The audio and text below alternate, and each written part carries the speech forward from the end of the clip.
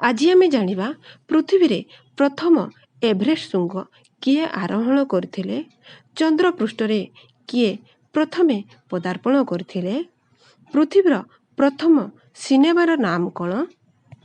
ଏହିପରି ଅନେକ ଗୁଡ଼ିଏ ପ୍ରଶ୍ନ ଓ ତାର ଉତ୍ତର। ଆସନ୍ତୁ ଜାଣିବା ଆଜିର ପ୍ରଶ୍ନ। ପୃଥିବୀର ପ୍ରଥମେ ଏଭରେଷ୍ଟ ଶୃଙ୍ଗରେ ପଦାର୍ପଣ କରିଥିବା ବ୍ୟକ୍ତି କିଏ? ଏହାର ଉତ୍ତରଟି ସେରପା ତେନଜିମ୍ ନୋର୍କେ। ସେ 1953 ମସିହାରେ ସର୍ବପ୍ରଥମେ ଏଭରେଷ୍ଟ ଶୃଙ୍ଗରେ ପଦାର୍ପଣ କରିଥିଲେ।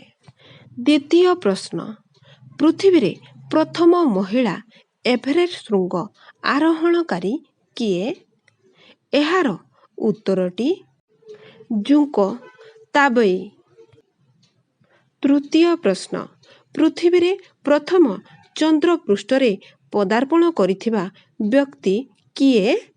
ଏହାର ଉତ୍ତରଟି ନିଲ୍ ଆର୍ମଷ୍ଟ୍ରଙ୍ଗ। 1969 ମସିହାରେ ଆପୋଲୋ 11 ଯାନରେ ଚନ୍ଦ୍ର ପୃଷ୍ଠରେ ସର୍ବପ୍ରଥମେ ପଦାର୍ପଣ କରିଥିଲେ। ଚତୁର୍ଥ ପ୍ରଶ୍ନ, ପୃଥିବୀରେ ପ୍ରଥମ କୃତ୍ରିମ ଉପଗ୍ରହ ପ୍ରେରଣ କରିଥିବା ଦେଶ କିଏ? ଏହାର ଉତ୍ତରଟି ରୁଷ। 1957 ମସିହାରେ ସ୍ପୁଟନିକ୍ 1 ନାମକ କୃତ୍ରିମ ଉପଗ୍ରହ ପ୍ରେରଣ କରିଥିଲା। ପ୍ରଶ୍ନ ନମ୍ବର 5, ପୃଥିବୀରେ ପ୍ରଥମ ସିନେମାର ନାମ କ'ଣ? ଏହାର ଉତ୍ତରଟି ଜାଜ୍ ସିଙ୍ଗର। 1927ରେ ପ୍ରଥମ ସିନେମା ପ୍ରସ୍ତୁତ ହୋଇଥିଲା।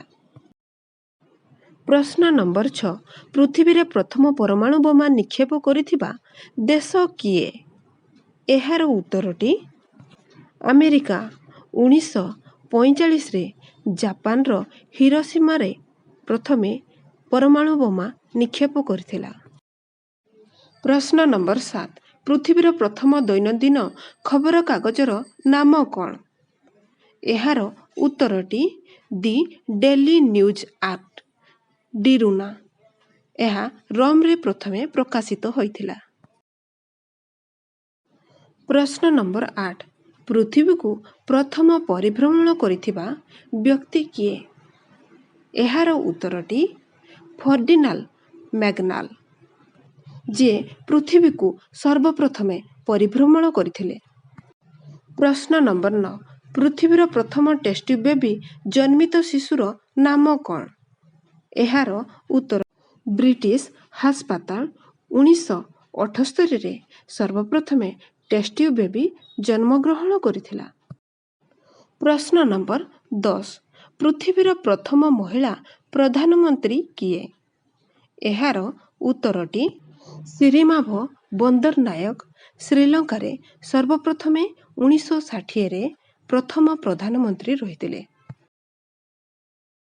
ପ୍ରଶ୍ନ ନମ୍ବର 11, ପୃଥିବୀର ପ୍ରଥମ ମହିଳା ରାଷ୍ଟ୍ରପତିଙ୍କ ନାମ କ'ଣ? ଏହାର ଉତ୍ତରଟି ସାଇବେଲ ପେରୋନ। ଆର୍ଜେଣ୍ଟିନାରେ 1974ରେ ପୃଥିବୀରେ ସର୍ବପ୍ରଥମେ ରାଷ୍ଟ୍ରପତି ରହିଥିଲେ। ଆଜିର ଭିଡ଼ିଓଟିରୁ କିଛି ଶିଖିବା ପାଇଁ ମିଳିଥିଲେ। ଗୋଟିଏ ଲାଇକ୍ ଏବଂ ସବସ୍କ୍ରାଇବ୍ କରିବାକୁ ଭୁଲନ୍ତୁ ନାହିଁ।